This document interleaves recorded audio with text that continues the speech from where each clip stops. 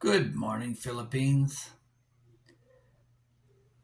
Lately, I've been having some inquiries about my background and how I got to meet my Filipino wife.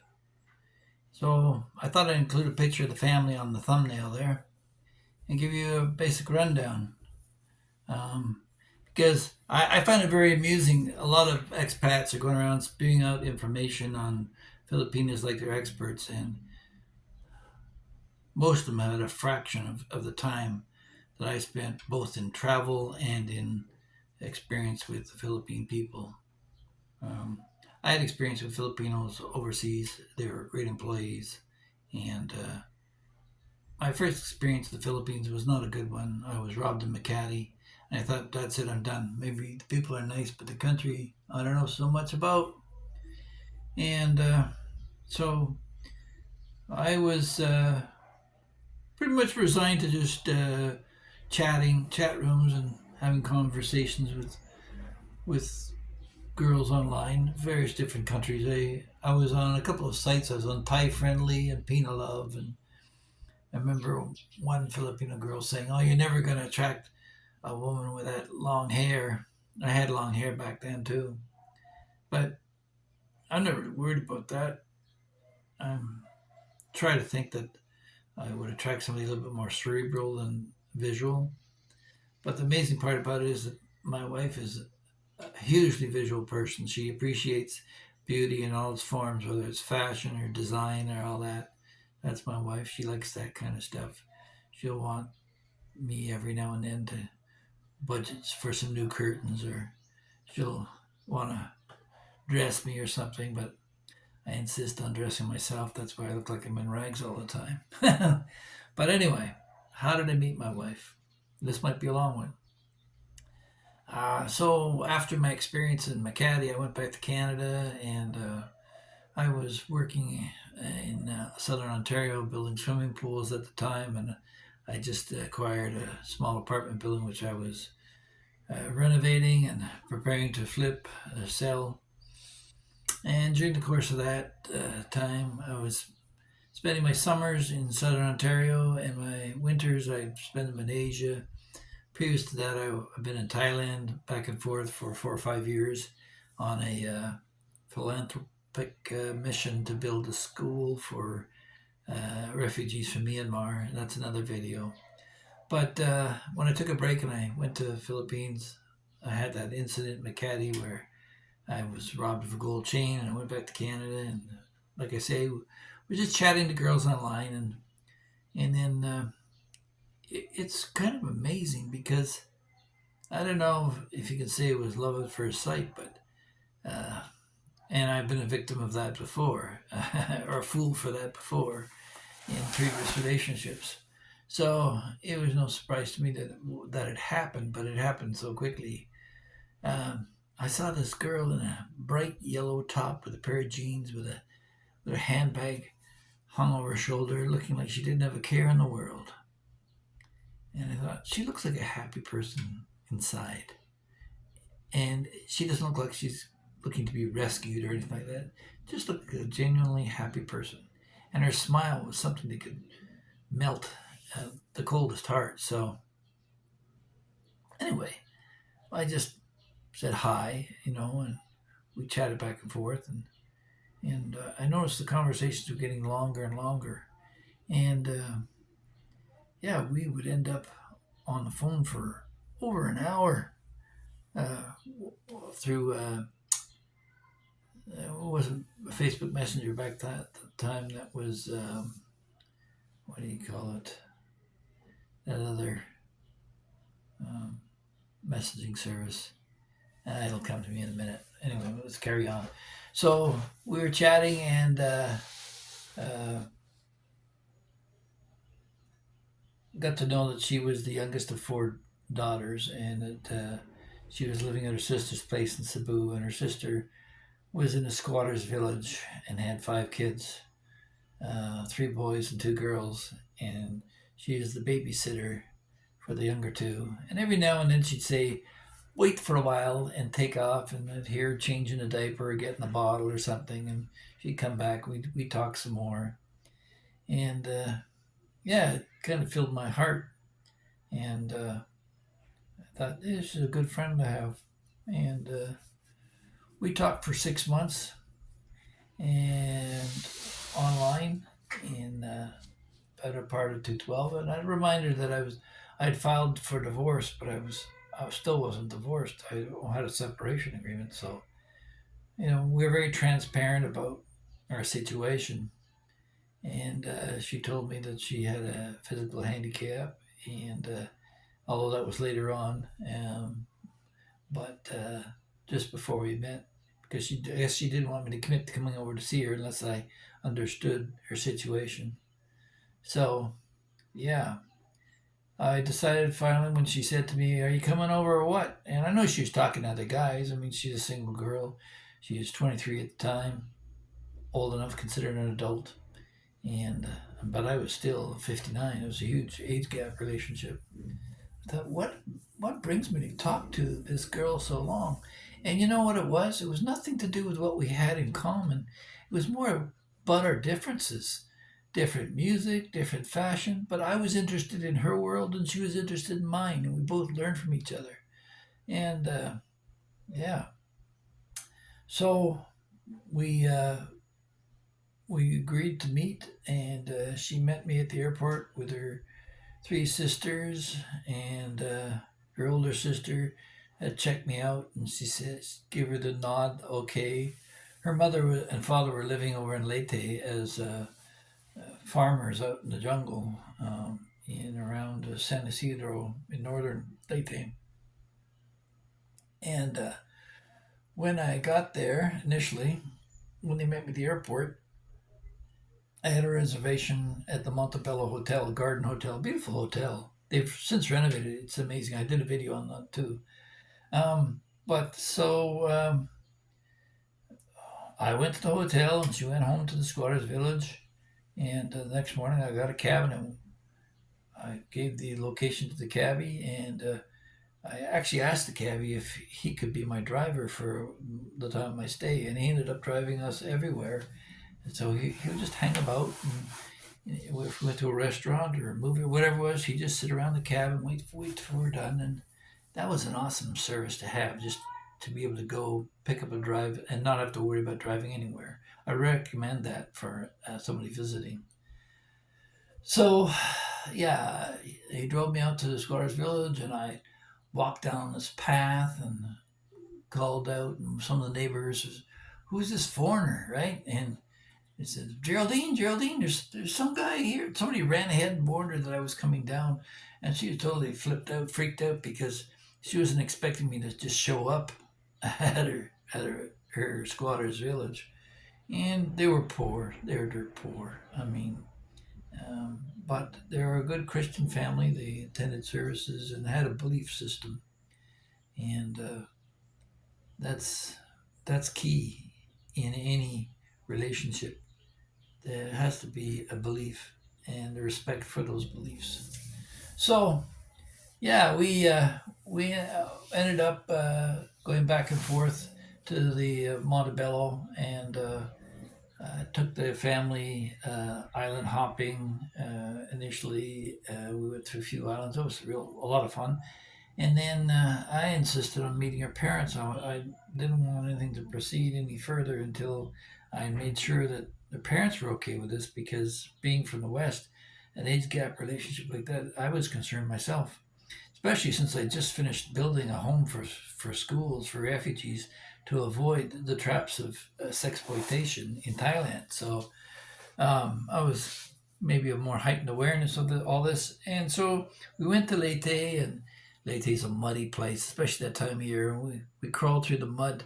Her dad came out with an old caribou, water buffalo, and her nieces and nephews climbed aboard to get out of the mud, and we had to buy all rubber boots before we left because it was so muddy. But that's one thing I remember about Leyte. It's just mud everywhere. So we went out to the farm and we spent a few days there and met her parents, and lovely people, lovely basic Christian values. Hard work and honest as the day is long, and unfortunately, a little later on, they'll be hit by Typhoon Yolanda and would end up losing the house. But so I got to meet the family, and we had a good time. And that was my first trip, and it was a short trip that year because I just taken the 30-day tourist visa, and I went back home to Canada and spent the winter there and the rest of the winter there, and because we went October, November, and the following year I came out and decided to stay longer and did an extension through much of the winter to escape the winter in Canada, and yeah, I got involved with the family, and there's a there's a hazard to living in uh, in the provinces of the Philippines and in the squatters' villages and places like that. I mean, obviously, in a squatters' village, it's the lower end of society, the disenfranchised, the people who are suffering either through mental illness or alcoholism. All of society's ills are found there. And yeah, her sister operated this internet cafe, and yeah, that's where we chatted on Skype. That was it, Skype, and so Geraldine would operate the headsets and that to the various customers that came in to chat to their boyfriends overseas or whatever. And I guess that was just a side benefit. I probably would never would have met her if she wasn't working in that cafe or that internet cafe. So that was right in the heart of the squatters village, and it ran for a few years, but eventually that folded. Hard time running a business in the Philippines. So the family has got its own trials and tribulations that are relate very much to what the Philippines are about. The highest incidences of diabetes in Asia are found in areas where they eat so much rice, and that's what they say, rice is life. So they eat a lot of rice and this and alcohol, a Red Horse and San Miguel Light, and we're sitting there around the campfire down by the river and drinking the Red Horse, playing the guitar, and things like diabetic attacks and allergic attacks and um, even gout. We had to deal with these issues from the richness of all these foods, and yeah, we had one nephew who went over the side of a cliff and almost lost his life. They didn't think he would walk again, but they were able to get him up and going, and now he's going to university.